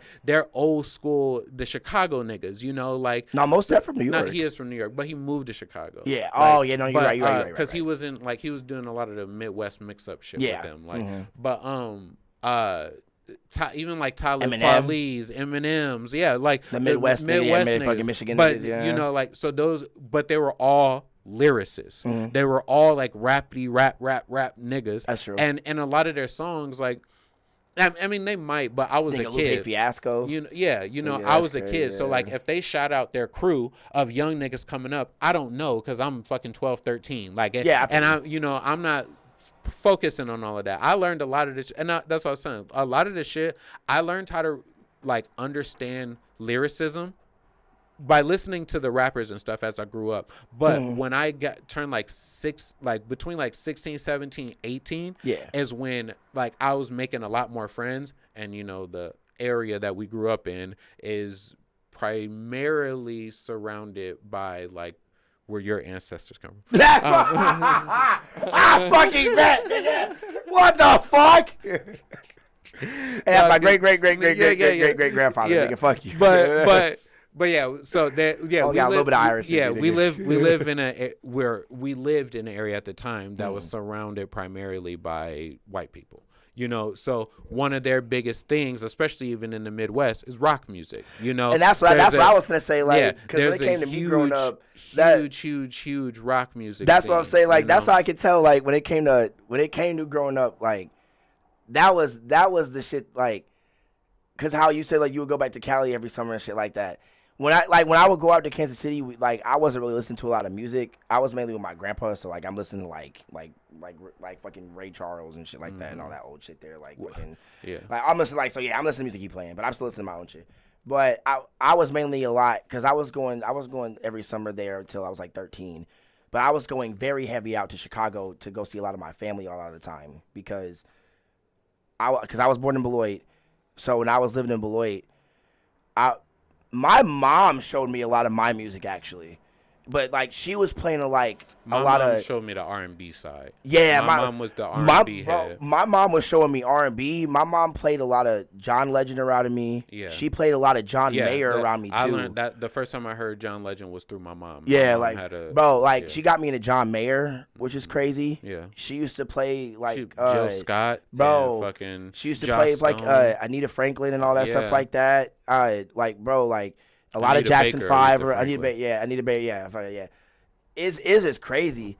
The John Mayer side, especially because when I moved to McFarland, that's when I started like having a lot of people play like a lot of rock music around me and a lot of country music. Even though I don't like country music, I'll accept like country rock. Like when it comes to like Zac Brown Band and shit like that, like Red Hot Chili Peppers, I'll dip into that. Like, but it was mainly, especially when it came to shout out to Sierra. I'm gonna end up interviewing her on here for the whole like 608 Create thing, so you have to end up doing that. But she got me into listening to a lot of different old school rock music. When it came to like the Doors and all that stuff like that, she got me into a little bit of Aerosmith and shit like that. And like when it came to that. Like even like her mom getting me into the Grateful Dead and everything like that.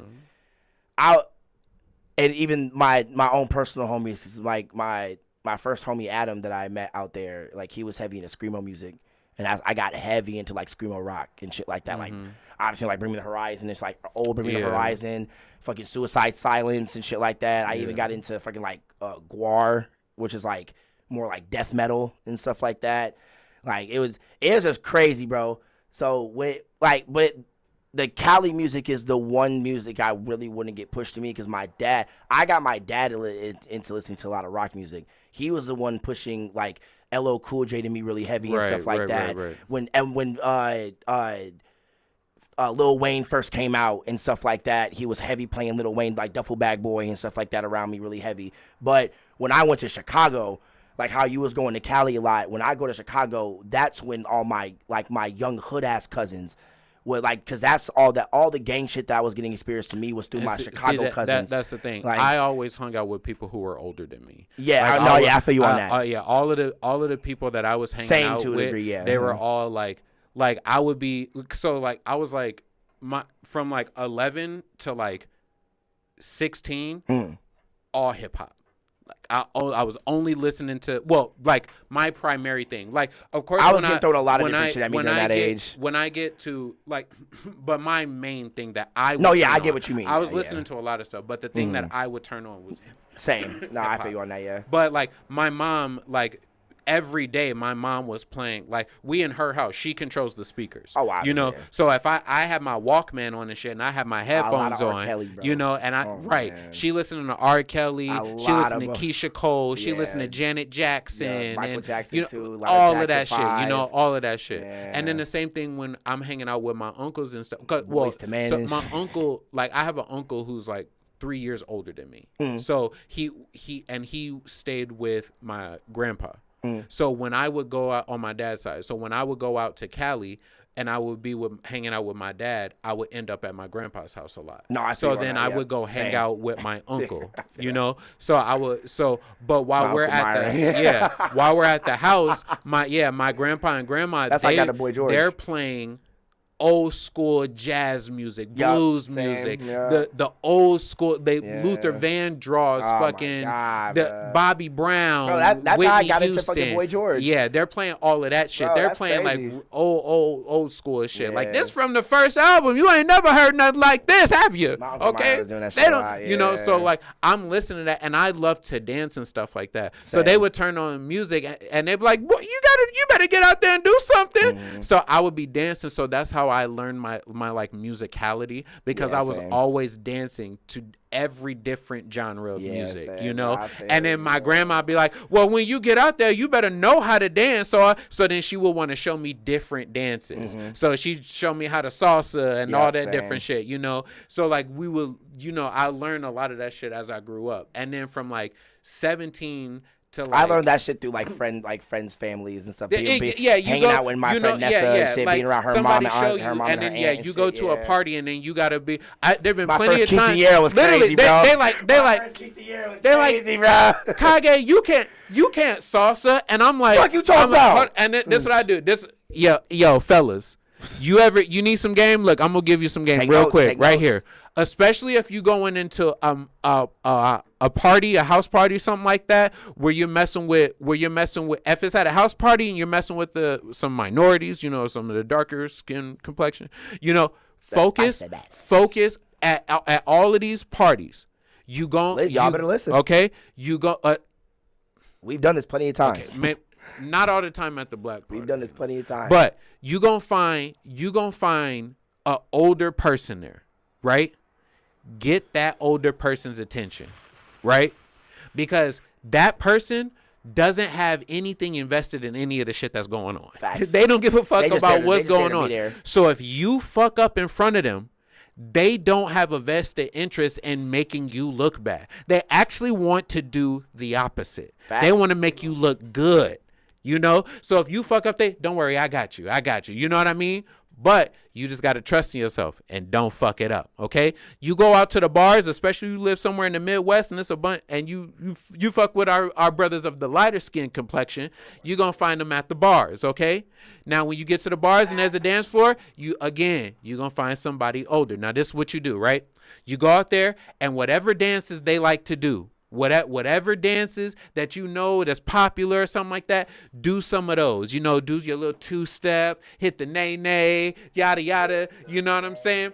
And then grab their grandma right up off the table. Because she going to want to dance with you anyway. Grab them. Then you start twirling her and all this stuff, swinging with her and all this stuff. Like, she grab their auntie, swinging around, you doing all this crazy stuff. And everybody watching you do it, bro, I'm telling you, I'm telling you, it's going to be more wet panties in there than you've ever seen. All right? And you're going to be like, oh, my gosh, I didn't even know I could do this. All of the bitches are going to be trying to dance with you. You know, because you just broke the touch barrier with this older woman, and it's all good.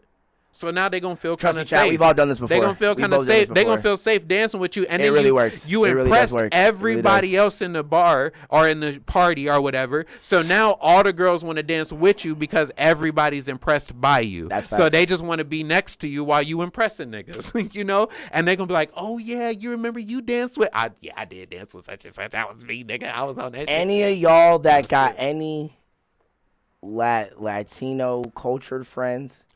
And if you know that any of them know that got any like little sisters or something, got some quinceañeras coming up, and they got like a cute ass older sister and shit like that you've been trying to talk to, ask to go to that bitch. And I swear to God, do what we just said. You might leave with some of her cousins and her. Bro, I'm telling you gonna leave with that. You gonna leave with the auntie. For axe, nigga. Okay. You gonna be a part of the family, nigga. Okay, I'm telling you, they gonna be cooking you meals.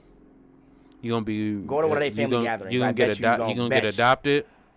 You might, yeah. And you're part of their family. You're going to have to start coming... Hispanic now. You're going to have to start coming to every social event that they go to. Facts. Okay? I'm telling you. Y'all remember in the movie... Y'all remember in the movie... And that's real love. What was the movie? Fucking... The dance movie?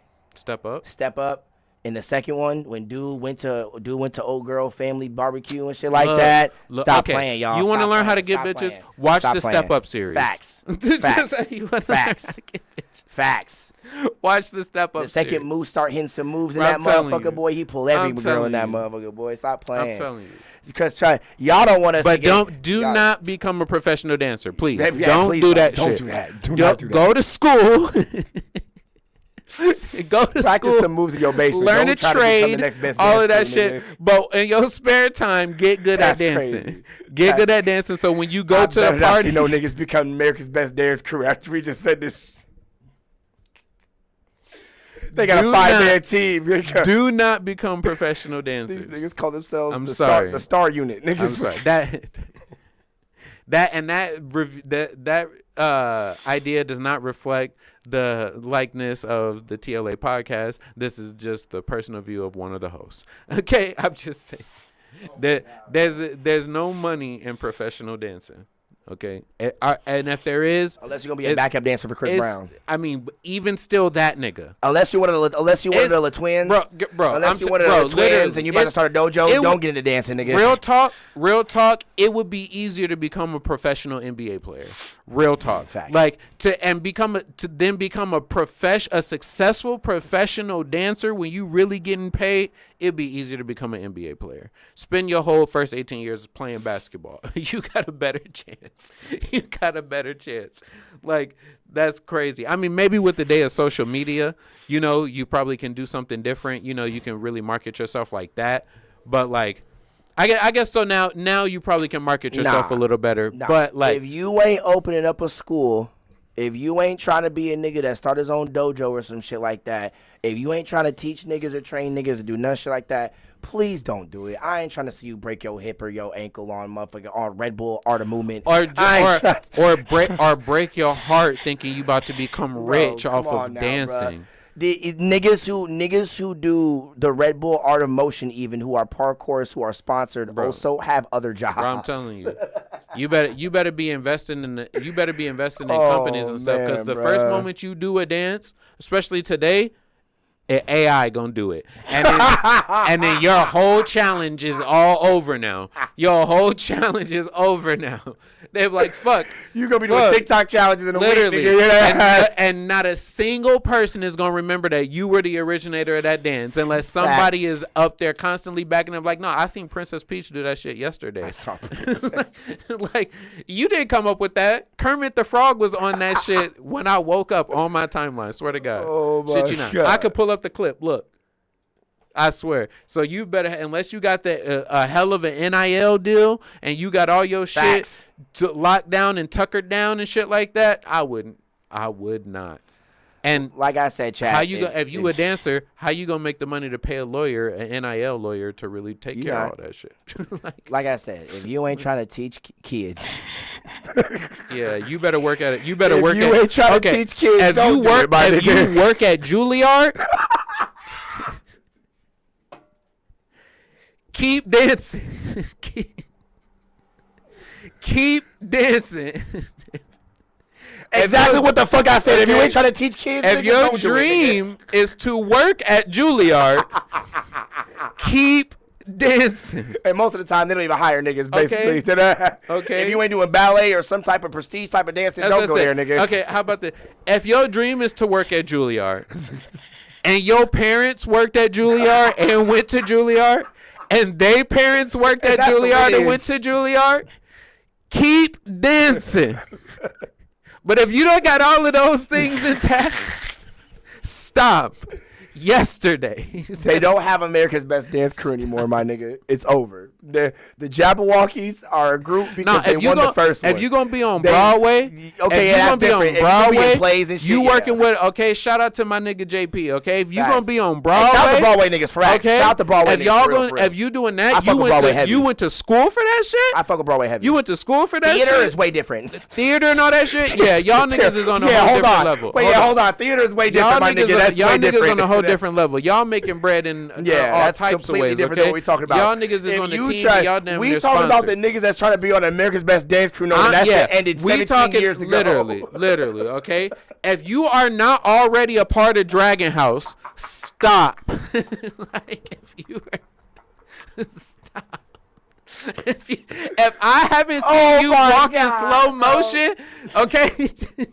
If I ain't seen you have one of the most epic slow motion dance moves with Chibi, get the fuck out of here. Fast, stop. If you are not nonstop, if you haven't been on Ellen for your shit, don't do it, bro. Okay. If I ain't seen you, if you ain't at a halftime show, get rid of it.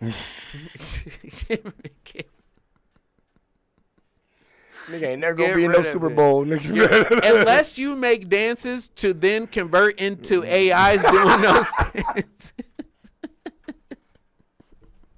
You an AI dancer? That's crazy. If you are on Instagram, you make the videos of us seeing a nigga of us seeing like a Power Ranger kickflip at a skate park, and that's a whole nigga doing that. Okay. He put a Power Ranger. If you are Amaranth or Kai Cenat, and you're on Instagram doing the NPC non-motion, and sometimes they make you dance. If you ain't them niggas, stop. Please, okay? Bro. Like, oh my God. Stop. A rose. Okay? Stop. Okay? Stop. Oh, man, because trust me, if you're not Usher, don't dance. Get the fuck out of here now. Okay. Trust me, y'all. Just listen to us. Trust me, because the niggas at them Red Bull tournaments that you be seeing flipping everywhere and b-boying and breakdancing everywhere and shit, I think he's just like they're fucking. If you ain't one of them niggas, bro, even them niggas got regular day jobs. Niggas, even them niggas. Some of them niggas still work. The thing is. Just come on, nigga. Let's be practical. Like, think about it. In comparison from 10 years ago. That's why I'm an interviewer. I don't do none of that shit. Nigga. In comparison from 10 years ago to today, how many dancing videos do you see that are like really popular popping up on your page? If it's not like the meme Instagram, I mean like somebody's actually doing like at a tournament or something like that. They done like the Red Bull art, like the Red Bull. Yeah, shit. some Red Bull Art of Motion breakdancing tournaments.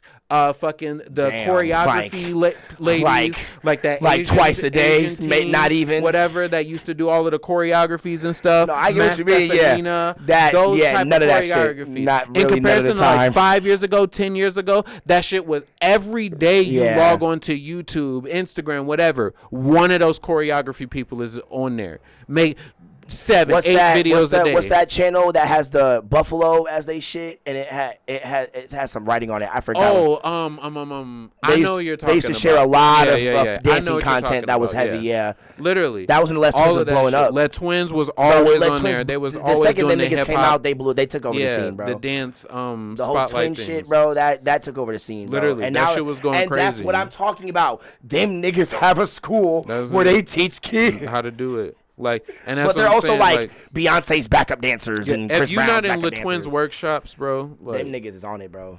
They also have a lot of good swag. Them niggas are 30 swaggy years as old, shit. no, I'm kidding. This nigga's stupid. But no, it's like, yeah, it's even Matt Stefanina trying to. If you weren't Ian Eastwood, niggas.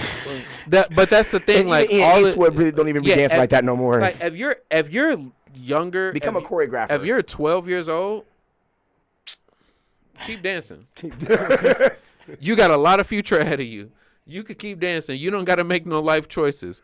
But you gotta make no you life gotta choices. make no life choices. Keep dancing. You know, you 16, 17, 18, you running out of time. Okay? You could dance, but the next 12 years of your life better be locked in on All I gotta dancing. say, And you better, and I want y'all to know, we getting older. You better not break a toe, chip a tooth, none of that shit. Tear a single ligament. I guarantee you never gonna turn the same again. I am living proof of it. I know so many niggas. I know a nigga shattered both of his kneecaps. Okay, I know a nigga did it too. Both of his kneecaps. Okay, and he quit doing everything he was doing after that shit. Facts. Okay, he was an amazing video editor. Okay, he is doing that thing now. Okay. But listen, when life makes you have a different color. Okay, that's what I'm saying. He can still walk. Don't worry, he can still walk. But okay, like hey, low key, that deserved a gong right there. Like that deserved a motherfucking gong. I'm right saying there. he is that nigga. But some shit happened. Okay, I done fucked myself up. And once that shit happens, unless you got great health insurance and somebody gonna really take care of you, and you got Tony Stark and that nigga injecting nanites into you, like you got a stim pack or some shit, my nigga, like your career gonna got that many years shorter. Okay, like so you better be on your shit and you better be careful because that shit is a slippery slope. Is he wrong? I'm not saying have a backup plan. I'm not saying none of that. I'm saying go 147,000% harder. Like, as hard as you think you need to go, push yourself. That's even harder. I'm telling you, that shit is not for the weak. It's not. Okay, that shit is not. Mentally, you got to be strong to get up and do that shit every single day for nothing. All I gotta say is, bro, them niggas in Step Up, yeah, they lived in a cool ass factory looking. But what did they do every day? They got up and they danced, and nobody gave a fuck. And guess what? Nobody cared. There was at least 2 niggas in them bitches that had jobs so they could keep that motherfucking house. Nobody gave a fuck how much they was dancing. They were literally running a club underneath their house and still had other jobs to support themselves. Literally, nigga. One of them was going to school full time. One of the niggas sold hot dogs on a street corner, nigga. One nigga was making tech and selling the tech. He had a whole fucking skill outside of dancing. This nigga wasn't a robotics engineer. He was. His job was rest in peace. Rest in fucking peace, Twitch. Rest in peace, Twitch. Oh my God, rest in peace, Twitch, man. If you are not Twitch. Yeah, facts, nigga. You need to stop. You fucking need to stop. Hey, that's another gong, boy. Rest in peace to the GOAT, nigga. Rest in peace to the motherfucking GOAT. Rest in peace to the motherfucking GOAT, nigga. But that's what I'm saying, like. You gotta that nigga also can make shoes. Really? That nigga, like, one of them niggas was a shoe collector. Literally. Didn't sell none of them bitches. So you gotta be really, really on your shit because Facts. it's different. It's different 17 than niggas like lived in one house. Yeah, and it's different than like a team sport. Like, Facts. of course, there are dance teams and all of that stuff, but most of that shit is not. They're their own private leagues. Yeah. Whereas, like, if you want to be a basketball player or a football player or something like that, there's fully established multi-billion-dollar companies that will help you get there. Facts. Like, you know, Especially if you got the skill. Exactly. You know what I mean? Like, Especially. so there's street teams, city teams, fucking state teams. There's high school, college. There's all these different leagues, like creator leagues, YouTube leagues, fucking gym leagues, like all these different. Ice Cube just made the Big 3 league. Big 3, and literally Big 3 rapper league. leagues. Like there's all of these different. Did you hear that they said avenues. that Caitlyn girl was dumb because she got paid less to play in the WNBA than she would have got paid playing in the Big 3 league? Ice Cube was about to pay her like $1 million, almost like $3 million to play in the Big 3 league, and she got paid like $300,000 something for the WNBA. It's kind of funny. Now, I mean, yes and no, because it's like what all came with Ice Cube's deal? Because like if you work, like I said, you work for the WNBA is a subsidiary of the NBA. That's true. So as a WNBA player, you probably have a very similar contract in terms of benefits and things that you get as an NBA player would. Just the payment looks a little different, you know, because they don't make as much money. Obviously. But like having the insurance and all that shit that the WNBA is going to put you on, and like having the coaching staff, the facilities that you get access to, the free trips that you get to go on in different states and countries and shit, the hotels that you get to stay at, like all of the shit that you get to do and all the amenities that come with working in the NBA organization, like is crazy, very high. So if Ice Cube isn't offering like health insurance, I'm giving you $1 million, but if you go sign with them, you'll make $450,000, but you get the best insurance money can buy you. You know, like you get free access to the top facilities in the world. Yeah. You know what I mean? Like, because they don't make as much money as them, they're still training at the Staples Center gyms. They're still training at the best places. You get to go be in the best places, and then even so, what you don't get to make $1 million working with Ice Cube. You can still go and do your own content on the side, like be like a little YouTuber, do shooting drills and like do all of that different shit. Go work. Now you're respected as a player. Go work with Ice Cube as like a little trainer. That's what I do if I was a trainer. Bro, come on now. I'll go over there. I'll go over there and collab with him. I will invest into. Now I got money. Now I got a check, and I got a forever check, and I ain't got to worry about it. As long as I'm playing in the league, I ain't got to worry about this shit. That's true. So I'm gonna take this money and invest into other basketball leagues. I'm gonna invest into your Big 3. Like, how much money here? Let me get. I'm gonna put $200,000 into this bitch.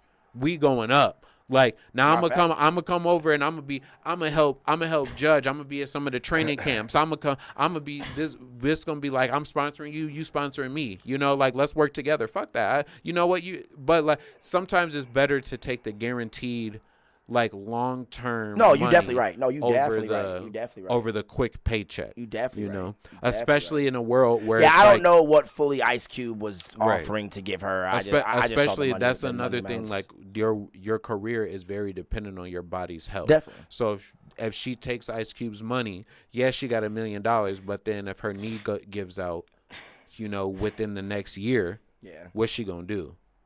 You know. Yeah, that's what I say. Like, hopefully, when it comes to Ice Cube offering her that deal, she was gonna, like, you get obviously all the amenities of what normally you would get in the NBA if he can afford that. Because Well, he's a private company. Yeah, he don't got as much. The NBA NBA has like is a lot of 30 funding behind his big three right now. Right. But the NBA obviously is they're like definitely a not $30 nothing. billion Well, obviously, company. I'm not saying that they're. Obviously, we all know that. I'm just saying, but I'm just saying, hopefully, Ice Cube has something that he can offer his players. That's something like how the NBA can offer their players. Ice Cube, like we'll probably look it up. It'll probably. Yeah, I was saying, I've never looked up like what a contract entates of no. his I'm big saying three, or like what they get all is in their contract for like health insurance and stuff like that. If they even do get insurance for players on the big three, I don't know.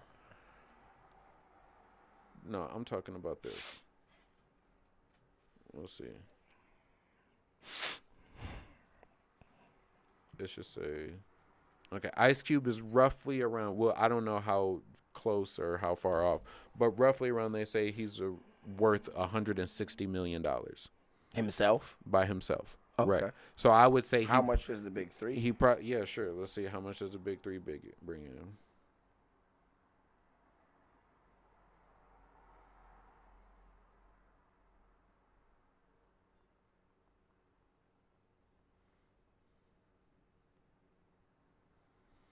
They earn $10,000 per game plus an additional bonus based on team performance. This means the player can reach $100,000 in a single season.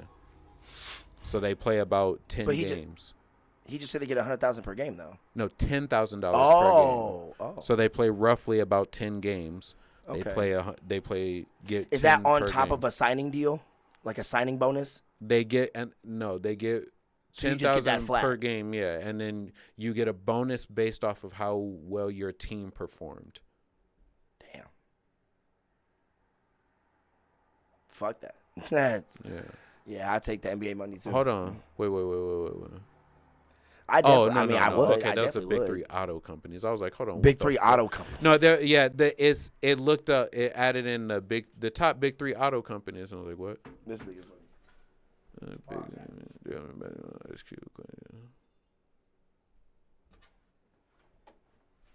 Let's see. It doesn't say.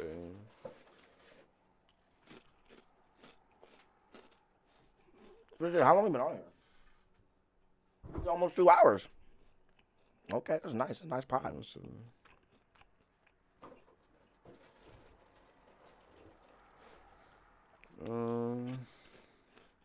Cause I don't really watch the big three. Me neither. I've never watched a game. I've never really seen a tournament or anything like that. But I hear he has a decent amount of funding behind him.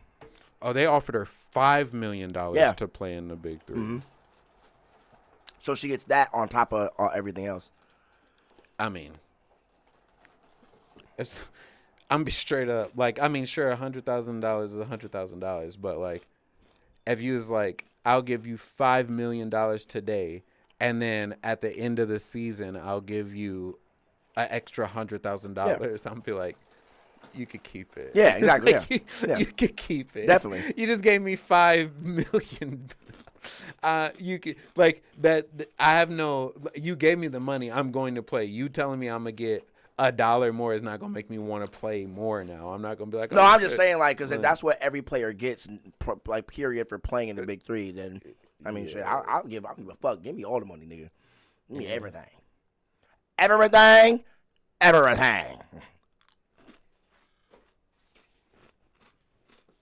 What are you talking about? It's hard to say. It don't show how much the big three league makes.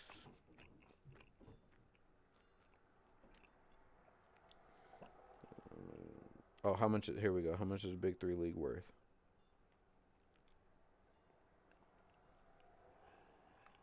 No, it's not on here.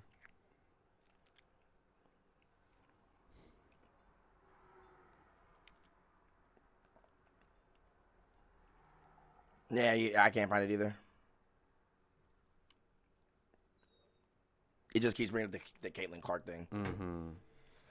Well, I mean, I guess it's good. I say, I mean, like when it comes to the big three, shit. Shout out to Ice Cube. Shout out to him having the big three. You know, it's a fire tournament. Yeah, 100%. He definitely putting on young ball players that want to try to get their names out there. Want to try to play ball but can't play ball. You know, at that NBA level, so they can still play and get money off of it. So that's fire. They can make 6 figures off of it. So hey, shout out to Ice Cube. Shit.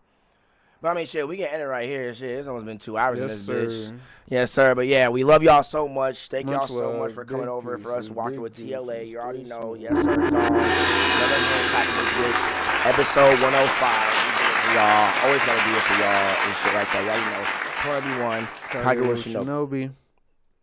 Oh, if you don't know. Yes, okay, but you do know him now and shit like that. But yeah, we love y'all so much. Thank y'all for watching. Shout out to the local artisan. Shout out to y'all. The local artisan. Yes, sir. Yes, sir. Yes, sir.